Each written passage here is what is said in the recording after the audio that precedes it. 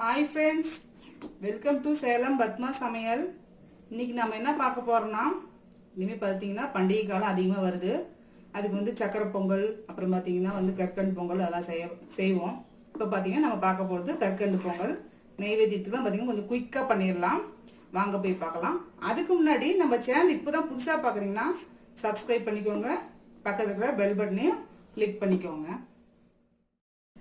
இப்போது அந்த கல்கண்டு பொங்கல் செய்ய தேவையான பொருள் பார்த்தீங்கன்னா, ஒரு கப் அளவுக்கு பச்சரிசி, 2 டேபிள் ஸ்பூன் அளவுக்கு பாசிப்பருப்பு, 3 ஏலக்காய், கற்கண்டு பார்த்தீங்கன்னா 1 கப் எடுத்திருக்கேன். உங்களுக்கு இனிப்பு கொஞ்சம் கம்மியாக வேணால் 3/4 கப் கூட எடுத்துக்கலாம். பால் காய்ச்சினது, நெய் 2 டேபிள் ஸ்பூன், திராட்சை, முந்திரி.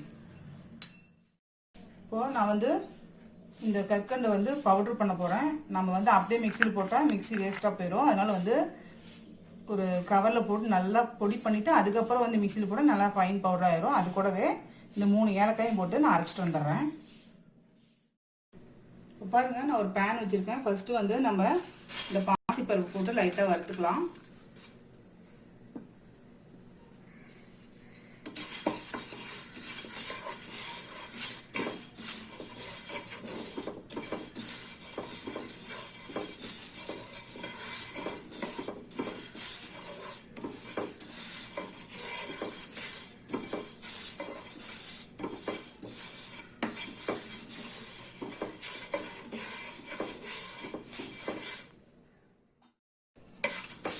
பாருங்க, பாசிப்பருப்பு நல்லா வறுபட்டுருச்சு. இப்போ ஸ்டவ் ஆஃப் பண்ணிடலாம். இப்போ பாருங்க, நான் அந்த குக்கரில் வந்து அரிசியும் பருப்பும் கழுவி வச்சுருக்கேன். இதில் வந்து 1 கப்பு தண்ணி, 1 கப்பு பால். இப்போது இதை க்ளோஸ் பண்ணி மீடியம் ஃப்ளேமில் ஒரு 3 விசில் வச்சு எடுத்துக்கலாம். ஃப்ளேம் வந்து அதிகமாக வச்சிட்டிங்கன்னா இந்த பால் பொங்கி வந்துடும். அதனால் மீடியம் ஃப்ளேம்லேயே வச்சு நம்ம 3 விசில் வச்சு எடுத்துக்கலாம். இப்போ பாருங்கள், குக்கரில் 3 விசில் வச்சு எடுத்துட்டேன். இப்போ வந்து பார்த்திங்கன்னா அரிசியும் பருப்பு நல்லா வெந்துருச்சு. இப்போ நல்லா நம்ம வந்து மேஷ் பண்ணி விட்டுக்கலாம்.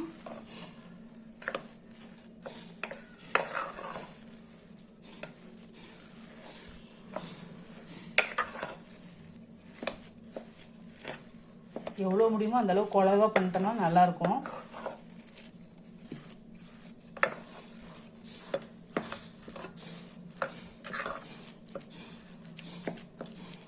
ரெடி ஆயிடுச்சு. இது பாருங்க, நான் ஒரு பாத்திரத்தை வச்சுருக்கேன். இதில் வந்து ஃபஸ்ட்டு நம்ம நெய் 1 டேபிள் ஸ்பூன் அளவுக்கு ஊற்றிக்கலாம்.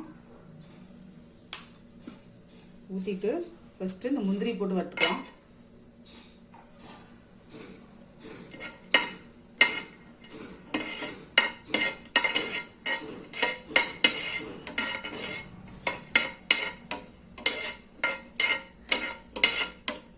முந்தி கொஞ்சம் செவந்துருச்சு. இப்போ வந்து திராட்சை போட்டுக்கலாம்.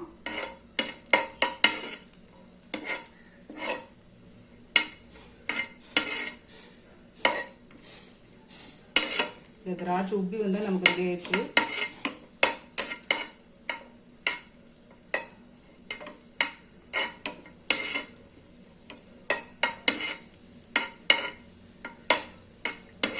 இப்போ பாருங்க, திராட்சை உப்பி வந்துருச்சு. நம்ம எடுத்துக்கலாம் தனியாக.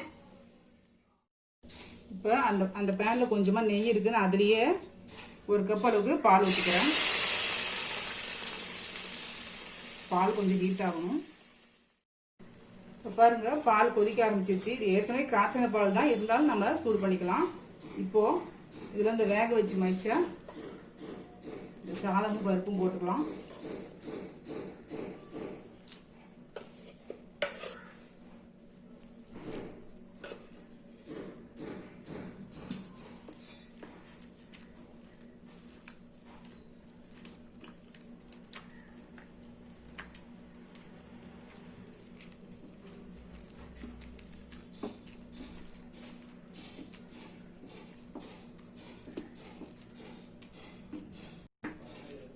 இது வேகட்டும் சேர்ந்தாப்புல. பாருங்க, பாலோடு சேர்ந்து நல்லா அரிசி பருப்பு நல்லா வெந்துருச்சு.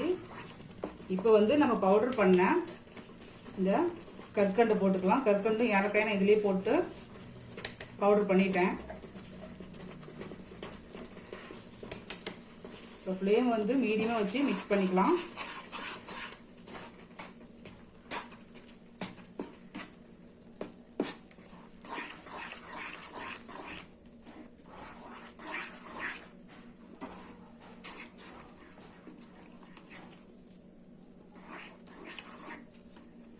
இது மீடியம் ஃப்ளேம்லேயே ஒரு 5 நிமிஷம் வேகட்டும். இப்போ பாருங்க நமக்கு பொங்கல் சேர்ந்த மாதிரி வந்துடுச்சு. இப்போ வந்து இதில் இந்த வறுத்த முந்திரி திராட்சை போட்டுக்கலாம்.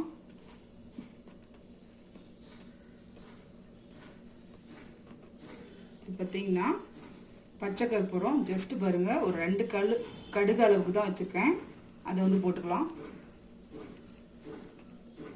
அதுக்கப்புறம் மீதி இருக்கிற 1 டேபிள் ஸ்பூன் நெய்யை ஊற்றிக்கலாம்.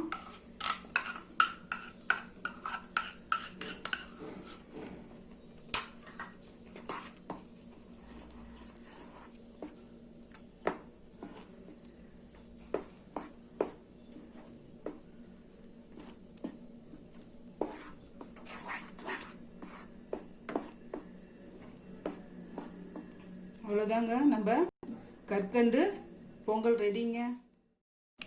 இப்போ பாருங்க, நம்ம செஞ்ச கற்கண்டு பொங்கல் குயிக்காக ரெடி பண்ணிட்டோம். இது பார்த்தீங்கன்னா நெய்வேத்தியத்துக்குலாம் சீக்கிரம் பண்ணிடலாம், ரொம்ப டேஸ்ட்டாகவும் இருக்கும். இந்த வீடியோ உங்களுக்கு பிடிச்சிருந்தாக்க லைக் பண்ணுங்கள், ஷேர் பண்ணுங்கள், கமெண்ட் பண்ணுங்கள்.